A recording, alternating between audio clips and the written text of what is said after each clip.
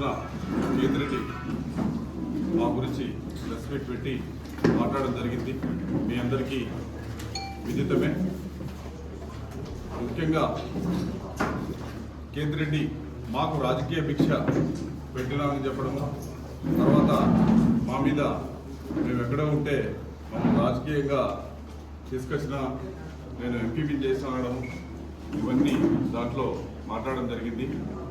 రాజకీయ భిక్ష మాకు కాదు పెట్టింది, మీకే మేము పెట్టినాం.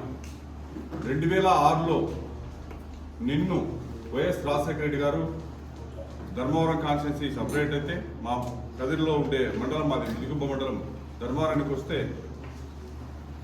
ధర్మవరం ఇన్ఛార్జిగా వైఎస్ రాజశేఖర రెడ్డి గారు నిన్ను చిన్న పిల్లోడైనా కూడా నిన్ను ఇక్కడ ఇన్ఛార్జిగా నియమిస్తే అప్పుడు నేను అప్పుడు మండల కన్వీనర్గా ఉన్నా, ముదిగుంబ మండల కన్వీనర్గా.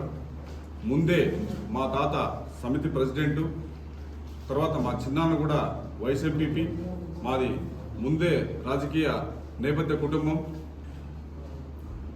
అయితే రాజశేఖర రెడ్డి గారిని ఇన్ఛార్జ్ అయిన తర్వాత మమ్మల్ని అందరినీ నువ్వు పిలుచుకొని పోయి రాజశేఖర రెడ్డి గారి దగ్గర మీకు చిన్నపిల్లుడు మీ ఏజే యూత్ అని చెప్పి మమ్మల్ని పరిచయం చేస్తే మేము నిన్ను మమ్మల్ని మా భుజాలు ఎత్తుకొని నిన్ను ముదిగుంబ మండలిని కూడా ఫస్ట్లో మా ఇంటికే పిలిపించి వీరనారాయణ స్వామి బర్స జరిగితే అక్కడ ఎందరబండి కట్టించి 1,00,000 మంది జనాలు వస్తే నిన్ను పబ్లిసిటీ చేయడం మర్చిపోయినావా కేతిరెడ్డి నువ్వు? తర్వాత నేను రాజకీయాల్లోకి ఎంపీపీగా రావాలని చెప్పి పెద్ద మండలం అని చెప్పి నువ్వే నన్ను ఆహ్వానించడం జరిగింది. కానీ నాకు ఇంకా పెద్ద పదవి ఇస్తానని చెప్పి నీకు ఎమ్మెల్యేగా నేను అండదండలుగా అన్ని విధాలుగా సపోర్ట్ చేసింది నిజమా కాదా? నువ్వు గుడ్డల మీద చేసుకొని చెప్పుకో. లేదనుకుంటే మా వీరనారాయణ స్వామి సాష్టాది దేవుడు ముదిగుంబ మండలంలో అక్కడికి వచ్చి ప్రమాణానికి నేను సిద్ధంగా ఉంటాను. ఊరికే అనుచిత వ్యాఖ్యలు చేయడము, మమ్మల్ని డిమ్రాలజ్ చేయడము తప్పు. ఇది నువ్వు ఓటమి భయము పట్టుకొని నువ్వు ఏదేదో మాట్లాడుతున్నావు, అది కరెక్ట్ కాదు. నీకు బీసీలు ధర్మవరం కాన్స్టిట్యున్సీలో అన్ని కులాల వారు అండదండలు ఉంటేనే నువ్వు 2 సార్లు ఎమ్మెల్యేగా అయ్యావు. అన్ని కులాల బీసీల వారిని అందరినీ నువ్వు అనగదొక్కడం జరిగింది. కేవలం ఒక నలుగురిని నీ దగ్గర పెట్టుకునే నువ్వు రాజకీయాలు చేయడం జరిగింది. మిగతా అగ్రకులాల వర్గాలు కూడా అందరినీ నువ్వు చాలా మంది ఉన్నారు, వాళ్ళు కూడా తొక్కడం జరిగింది. కేవలం నీ దగ్గర భజన చేసే వాళ్ళకి మాత్రమే నువ్వు ప్రిఫరెన్స్ ఇచ్చి పెద్దోళ్ళని చేయడం జరిగింది. తర్వాత నేను ఎంపీ అయిన తర్వాత ఎన్నో ఇబ్బందులు, ఎన్నో ఆటంకాలు, అసలు అన్నీ చెప్పుకునేట్టు కాదు అవి. ఏ చిన్న విషయం నేను డెవలప్ చేద్దాం అనుకున్నా కూడా ప్రతి ఒక్కదానికి అడ్డుపడమే. ఒక ఎంపీడీఓని పెట్టి ప్రతి ఒక్కటి అడ్డుపడమే. మా విలేజ్ దగ్గర వీరనారాయణ స్వామి 1,00,000 మంది జనాలు కలుస్తారు. అక్కడికి రోడ్డు లేదు. కమ్మవారిపల్లి నుంచి రోడ్డు వేయడం జరిగింది. నేను ఎట్లా ఆయన పర్మిషన్తోనూ రోడ్డు వేయడం 40 లక్షలు పెట్టి రోడ్డు వేపిస్తే ఆ రోడ్డు మీరు అందరూ కావాలంటే వెళ్ళి చూడండి, ఆ గ్రామాలలో అడగండి, మీరు చెప్తారా ఎంత ఉపయోగమో ఏమో అని చెప్పేసి. నాకు ఆ పేరు వచ్చిందని చెప్పి ఆ రోడ్డు బిల్లు కాకుండా చేసేవాళ్ళు. ఇప్పుడు కూడా బిల్లు కాలేదు, అట్లే ఉంది. సరే వదిలేశాను. సరే దేవుడు ఎక్కడో ఇచ్చాడు, సరే దేవుడికే పెట్టినాం అనుకుంటాము, వదిలేసినాము. తర్వాత ప్రతి ఒక్క ఏది నా మండల్ ఫ్రంట్లో ఏ విలేజ్కి వాటర్ ఇవ్వాలన్నా కూడా నువ్వు లేదు అది కాదు ఇంకో విలేజ్ కంటావు. అక్కడ నిజంగా అవసరం ఉంటుంది, ఆ విలేజ్లు కాదు మీ విలేజ్లకి వెళ్ళా, నేను చెప్పిన వాళ్ళకి వెళ్ళని చెప్పి పేపర్ రాసిస్తాడు. నేను సంతకం పెట్టాలి.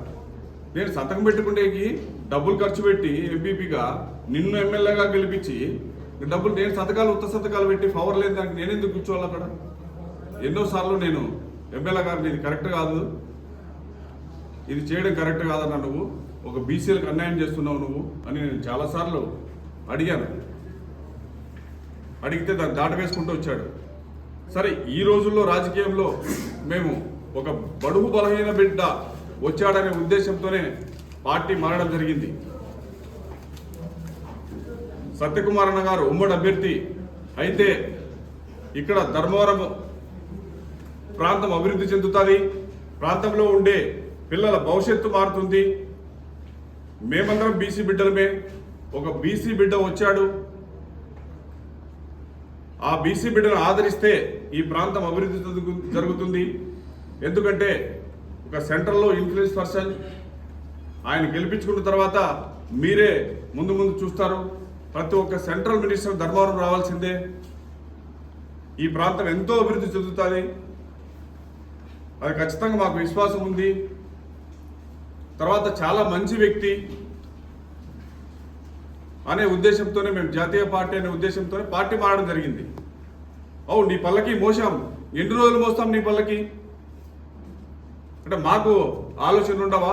మేము కూడా రాజకీయంగా ఎదగాలని వస్తాం కదా. అట్లా కాదు, మోస్తే మా పల్లకి మోయాలా, లేదంటే మీరు ఎవరి పల్లకి మోసేకి లేనే లేదని చెప్పేసి ఆయన ఉద్దేశం. మమ్మల్ని డిమ్రోల్ చేయాలని అని చెప్పి ఏదో ప్రెస్ మీట్ పెట్టి మాట్లాడడం, మమ్మల్ని కాదు డిమ్రోల్ చేసింది. ఈ ధర్మారంలో ఉండే బీసీలందరూ కూడా, ఎస్సీ ఎస్టీ బీసీ మైనార్టీ బహుజన బిడ్డలందరూ కూడా ఈ రోజు నిన్ను ఇంటికి పంపించేకి పూనుకుంటారు. ఇది సత్యం. రేపు జరగబోయే 13వ తారీఖు మీరే చూడండి ఎలా ఉంటుంది ఎలక్షన్ అని చెప్పేసి ప్రతి ఒక్కరు కంకణం కట్టుకున్నారు.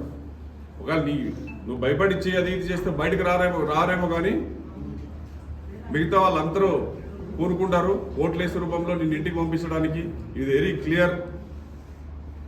కాబట్టి నువ్వు రాజకీయంగా ఏదైనా ఉంటే రాజకీయం గురించి ఎత్తులు పై ఎత్తులు వేయి, కానీ డీమ్రోల్ చేసి మాట్లాడము, రెచ్చగొట్టడము ఇవన్నీ మంచి పద్ధతి కాదని చెప్పి నేను కేతిరెడ్డిని హెచ్చరిస్తున్నా. అంటే బీసీలు అనే వాళ్ళు ఎవరు పైకి రాకూడదా, రాజకీయంగా ఎదగకూడదా? ఆ రోజు అంబేద్కర్ రాసిన రాజ్యాంగాన్ని మనం తుంగలో దొక్కినట్టేనా?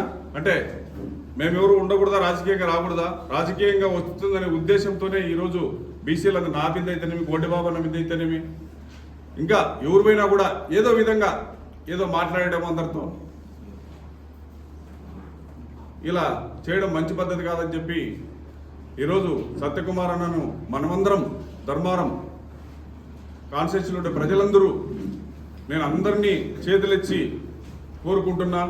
మంచి వ్యక్తి అన్నగారిని మనం ఒక్కసారి గెలిపించుకుంటే మన ప్రాంతం ఖచ్చితంగా అభివృద్ధి చెందుతుంది. తర్వాత ఇక్కడ ఉండే వనరులు రైల్వే లైన్ అయితేమి, 4 వేలు అయితేనేమి, ఇవన్నీ అనుసంధానం చేసి మన ప్రాంతం అభివృద్ధి చెందుతుంది అనేది ఖచ్చితంగా మనం నమ్ముదాం. అన్నను నమ్మి గెలిపించుకున్నాం, ఖచ్చితంగా అభివృద్ధి చెందుతుందని నేను తెలియజేసుకుంటూ ఈ అవకాశం నమస్కరించాను.